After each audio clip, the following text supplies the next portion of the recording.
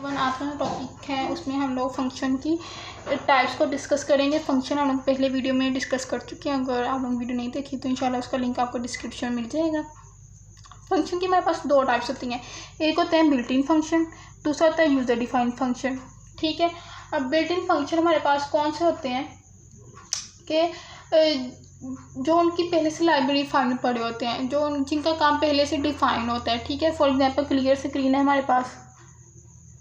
ठीक है, उसके बाद हमारे पास कौन सा आता है, गेट करैक्टर है। ठीक है, सॉरी,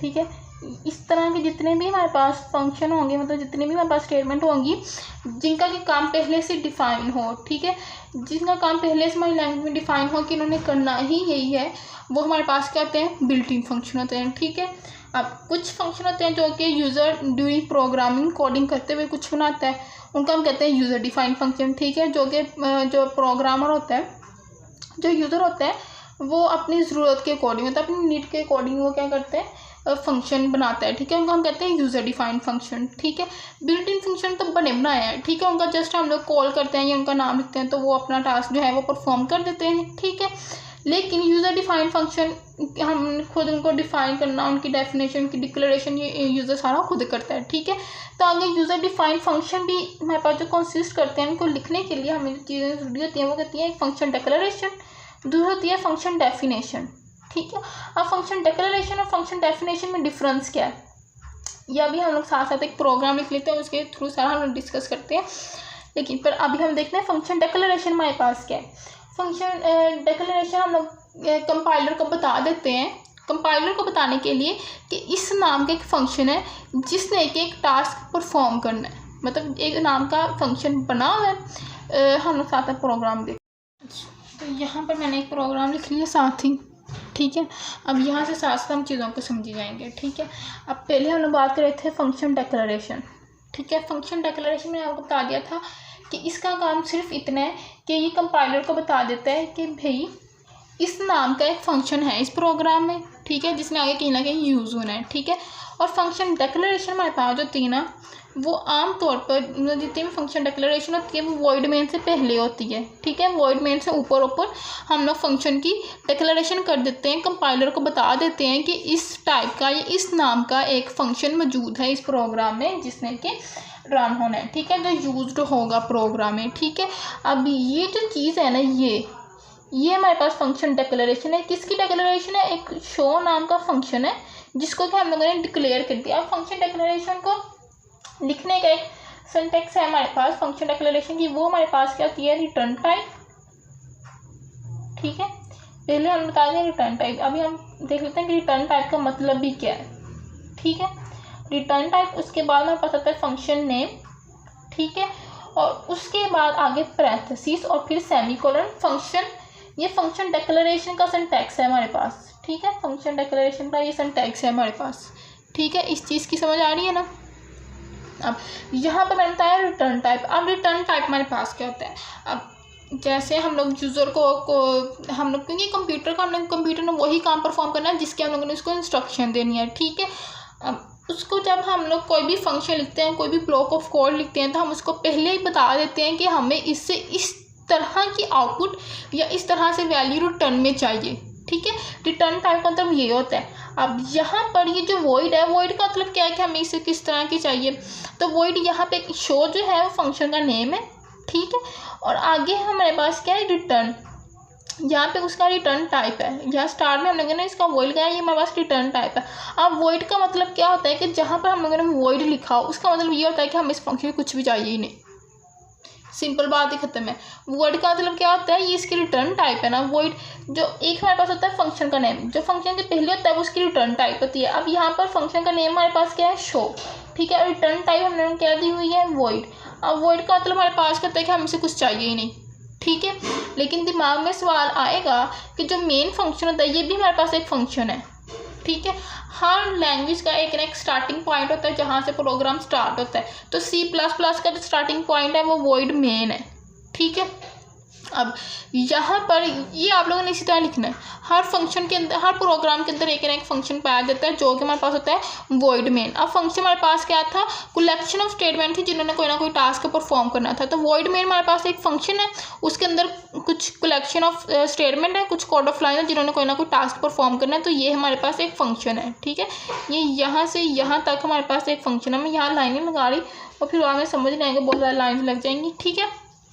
अब यहाँ पर वॉइड हमारे पास, अब यहाँ पर दिमाग में सवाल आएगा कि हम लोग जो भी प्रोग्राम लिखते हैं, कुछ भी करते हैं, हर प्रोग्राम के स्टार्ट पे हम लोग वॉइड में लगाते हैं, लेकिन उसकी हमें आउटपुट मिलती है, आउटपुट शो होती है। वो क्यों शो होती है, उसके अंदर हम लोग सी आउट, ठीक है, और गेट करैक्टर यूज़ करते हैं। इस वजह से हम लोगों को क्या होता है कि गेट करैक्टर यूज़ करते हैं, इस वजह से हम लोगों को, इसका सिंटैक्स ख़राब हो गया, गेट करैक्टर क्या है, तो मैं बस ये वाली ब्रैकेट रहती है, ठीक है, जिसकी वजह से हमें आउटपुट मिल जाती है। अगर हम लोग ये दो चीज़ें ना लगाएं तो हमें आउटपुट शो ही नहीं करेगा। वॉइड स्टार्ट पे वॉइड में लिखा हो और एंड पे भी, बीच में भी ना सी आउट लिखा हो ना ही गेट करैक्टर लिखा हो, तो हमें कुछ भी शो नहीं करेगा, ठीक है। वॉइड का मतलब क्या होता है कि हमें से कुछ चाहिए नहीं, ठीक है।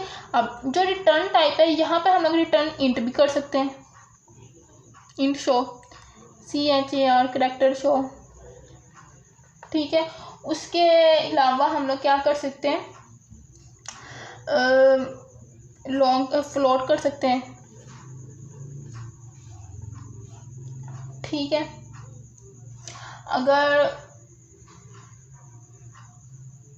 अगर हमें कोई लॉन्ग इंटीजर वैल्यू चाहिए, कोई मतलब कैलकुलेशन है जिसका काफ़ी लंबा आंसर आ रहा है, तो उसके लिए हम लोग लॉन्ग लिख लेते हैं, लॉन्ग शो, ठीक है। ये सारी की सारी रिटर्न टाइप है। इससे क्या होगा कि वॉइड शो का अंदर क्या होगा कि int show, sorry void show कह रही हूँ, इंट शो। इसका मतलब हमारे पास क्या होगा कि अगर हम लोग किसी चीज़ का एवरेज निकाल रहे हैं या अगर डिवाइड कर रहे हैं तो पॉइंट में आंसर आ जाते हैं ना। जैसे फॉर एग्जांपल हमारे पास हमने कोई कैलकुलेशन परफॉर्म किया, उसका आंसर हमारे पास आ गया 41.977, ठीक है। अब हम लोगों ने जो रिटर्न टाइप दी हुई है वो इंट दी हुई है, ठीक है। हमने उसको कहा हुआ है कि इस फंक्शन का जो हमें रिजल्ट चाहिए वो हमें इंटीजर में चाहिए, ठीक है। तो वो क्या करेगा, सिर्फ और सिर्फ 41 शो करेगा, आगे वाली वैल्यू को रिमूव कर देगा, क्योंकि हमने उसको बता दिया कि हमें सिर्फ इंटीजर चाहिए, पॉइंट में वैल्यू हमें नहीं चाहिए, ठीक है। अब हमने फ्लोट शो करवाया है तो 41.977 ये पूरा शो करेगा, ठीक है। करैक्टर में कोई भी करैक्टर वैल्यू हमें वो शो कर देगा जो भी हमारे पास होगा, ठीक है। मतलब कि रिटर्न टाइप ये हमारे पास सिंटैक्स है फंक्शन डिक्लेरेशन का, ठीक है। ये इसके लिए स्टार्ट है, हम इसकी रिटर्न टाइप लिखते हैं, फिर आगे फंक्शन नेम और आगे ब्रैकेट, ठीक है। अब यहाँ पे मैंने लिख दिया। अब रिटर्न टाइप का पता चल गया, फंक्शन नेम का पता चल गया, ठीक है। आगे फंक्शन नेम आपने अपनी मर्जी से लिखना, आप जैसे भी रख सकते हो, ठीक है। रिटर्न टाइप जैसे ही आपको वैल्यू उससे रिटर्न में चाहिए, जैसे आउटपुट उसको आपको उससे चाहिए, आप उस तरह की उसको रिटर्न टाइप दे दो, ठीक है। अब नेक्स्ट हमारे पास क्या आता है, ये ब्रैकेट्स हैं। मैंने पहले बताया था कि जिस भी नाम के लिए, जिस भी चीज़ के आगे ये दो ब्रैकेट्स आ जाएंगी ना, मतलब फंक्शन है, ठीक है। अब ये ब्रैकेट्स खाली भी हो सकती हैं, इनमें कुछ ना कुछ हो भी सकता है, जैसे A, B, और इसमें जितने भी हम इस ब्रैकेट के अंदर जो भी लिखते हैं वो हमारे ब्रैकेट कहलाते हैं पैरामीटर्स। पैरामीटर पे एक अलग से हम लोग वीडियो बनाएंगे। तो इसमें एक पैरामीटर भी हो सकता है, दो भी हो सकते हैं, तीन, मतलब इसमें n टाइम्स पैरामीटर हो सकते हैं, ठीक है। तो हर पैरामीटर को हम लोगों ने सेपरेट किससे करते हैं, कोमा से करते हैं। अब यहाँ पर सिंपल आप a भी लिख सकते हो या साथ में इंट a, साथ में इसकी टाइप भी बता सकते हो, इंट b, फिर इंट c, ठीक है। जितने आपको रिक्वायर्ड है ये भी हो सकता है, ठीक है। 20, 30, मतलब जिस टाइप का आपको पैरामीटर चाहिए आप उस टाइप के, जरूरी नहीं है कि सिर्फ a भी लिखना है या इंट a लिखना है, आप 20, 30 इस तरह की मतलब कोई कुछ भी आप पैरामीटर्स लिखवा सकते हो, ठीक है। लेकिन पैरामीटर को सेपरेट किससे करना है, कोमा से करना है। अब ये ब्रैकेट हमारे पास खाली भी हो सकती हैं, ठीक है, और इसमें कुछ ना कुछ हो भी सकता है। ये हमारे क्या होते हैं, पैरामीटर्स होते हैं, ठीक है। इस चीज़ समझ आ गई। अब यहाँ पे हम लोग प्रोग्राम देखते हैं। अपना प्रोग्राम हमारे पास क्या है, यहाँ पे इंक्लूड iostream.h के साथ हो गया। अब यहाँ मैंने आपको बता दिया, ये हमारे पास क्या है, फंक्शन डिक्लेरेशन है, जो हम लोगों ने एक यूज़र डिफाइंड फंक्शन प्रोग्राम में यूज़ करना है या क्या है, उसको हम लोगों ने पहले डिक्लेयर कर दिया है। अब इसके चलने से हमें कोई चीज़ शो नहीं होती। ये सिर्फ कंपाइलर को इन्फॉर्मेशन देने के लिए कि कंपाइलर को हम बता देते हैं कि इस टाइप का एक फंक्शन है, इस नाम का एक फंक्शन है जिसने प्रोग्राम में रन होना है, ठीक है। ये सिर्फ कंपाइलर को इन्फॉर्मेशन देने के लिए हम लोग यूज़ करते हैं, ठीक है।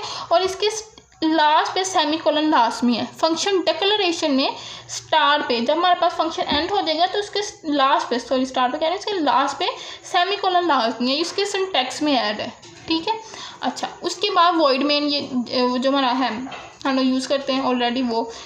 उसके बाद वॉइड मेन के अंदर कुछ कोड ऑफ लाइन्स है, ठीक है। अब मैंने क्या बताया था कि हर लैंग्वेज का एक स्टार्टिंग पॉइंट होता है, ठीक है। अब इसका स्टार्टिंग पॉइंट हमारे पास क्या है, वॉइड मेन सी का। सी में प्रोग्राम बस कहाँ से चलना स्टार्ट होता है, वॉइड मेन से स्टार्ट होता है, ठीक है। अब यहाँ से वो हमारे पास स्टार्ट हुआ है वॉइड मेन से, ठीक है। अब वॉइड मेन जो स्टार्ट हुआ है, अब इसने देखा ये फंक्शन है, इसके अंदर कुछ कोड ऑफ लाइन्स लिखी होंगी। जब कंट्रोल इसके पास है, अच्छा इसके पास फंक्शन है, वो इनको रन करेगा। क्लियर पहले करेगा, क्लियर स्क्रीन, ठीक है। क्लियर स्क्रीन क्या करेगा कि उसका स्क्रीन में पहले भी कोई भी वैल्यू पड़ी होगी या कुछ भी होगा तो उसने क्या करेगा, उसको डिलीट करेगा। मतलब पहले से जो प्रोग्राम रन हो चुका है उसकी जो आउटपुट पहले से स्क्रीन पर शो हो रही होगी उसको डिलीट कर देगा, रिमूव कर देगा, क्लियर स्क्रीन कर देगा, ठीक है। अब ये हमारे पास बिल्ट इन फंक्शन है, ठीक है। इसकी जो लाइब्रेरी फाइल है वो कोनी में पड़ी हुई है, ठीक है। इसने क्या चीज़ परफॉर्म करनी है, जो भी करना है, ये हमारे पास कोनी में पड़ा होता है, ठीक है। अब उसके बाद जब वो नेक्स्ट लाइन पे आएगा वो क्या देखेगा कि यहाँ पर एक फंक्शन है शो के नाम से, ठीक है। अब उसके आगे ब्रैकेट है, उसको हम कॉल कर रहे हैं, ठीक है। इसको हम लोग फंक्शन कॉल भी कह सकते हैं। अब फंक्शन कॉल की एक बात मैंने की थी ना, एक फंक्शन कॉल करते हैं जहाँ पे हमें प्रोग्राम रिक्वायर्ड होता है वहाँ पर हम उसको कॉल कर लेते हैं, ठीक है। तो ये हमारे पास सिंटैक्स है फंक्शन को कॉल करने का, ठीक है। अब यहाँ से मैंने इसको कॉल किया है, ठीक है। यहाँ पर जब वो कंट्रोल आएगा और देखेगा यहाँ पर एक शो है उसके एक नाम का, यहाँ पर एक फंक्शन है जिसको हम लोगों ने कॉल किया। इसने इसके अंदर जितनी भी कोड ऑफ लाइन्स है, इस फंक्शन के अंदर जितनी भी कोड ऑफ लाइन्स है वो यहाँ पर चलनी है, ठीक है। तो कंट्रोल देखेगा शो नाम का फंक्शन यहाँ पे होगा, वो अपने प्रोग्राम में देखेगा कि शो नाम का फंक्शन कहाँ पे है हमारे पास, तो वह देखेगा कि यहाँ पर हमारे पास एक शो नाम का फंक्शन पड़ा हुआ है, ठीक है।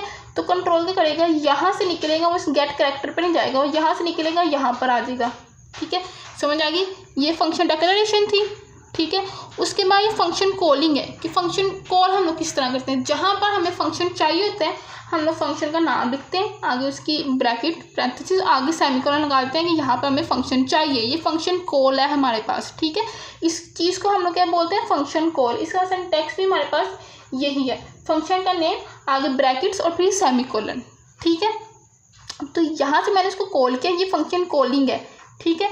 यहाँ से मैंने इसको कॉल किया तो कंट्रोल करेगा, यहाँ से निकलेगा, इस पर नहीं जाएगा, वो यहाँ से निकल के इस वॉइड मेन की जो शो है ना, जो फंक्शन है हम लोगों ने बनाया हुआ है, वो इस शो से निकलेगा, इस शो में आ जाएगा, इस लाइन में यहाँ देखेगा। अच्छा, यहाँ पर एक वॉइड नाम का, शो नाम का एक हमारे पास फंक्शन बना पड़ा है, वो अब इसके अंदर जाएगा। ये रिमूव हो गया सारा, हाथ लग के बाद, ओके कोई बात नहीं, और यहाँ जाएगा।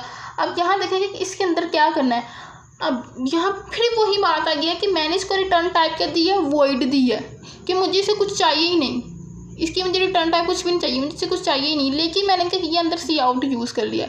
जब मैंने अंदर सी आउट यूज़ कर लिया तब ये मुझे आउटपुट शो करेगा। अगर मैं यहाँ पर सी आउट यूज़ ना करती तो ये मुझे कुछ भी शो ना करता, ठीक है। तो क्या करेगा, यहाँ से कंट्रोल निकलेगा, वो इस वॉइड शो जो फंक्शन बनाया था उसमें आ जाएगा, ठीक है। अब उसमें आने, यहाँ पर आने के बाद ये क्या करेगा, इसके जितनी भी कोड ऑफ लाइन्स होंगी उनको रन करेगा, और इसमें हमने क्या दिया हुआ है, सी आउट हेलो। तो यहाँ पर हमें स्क्रीन पे क्या करेगा, हेलो प्रिंट कर देगा, ठीक है। अब यहाँ तक इस प्रोग्राम की मुझे उम्मीद है कि आपको समझ आ गई होगी।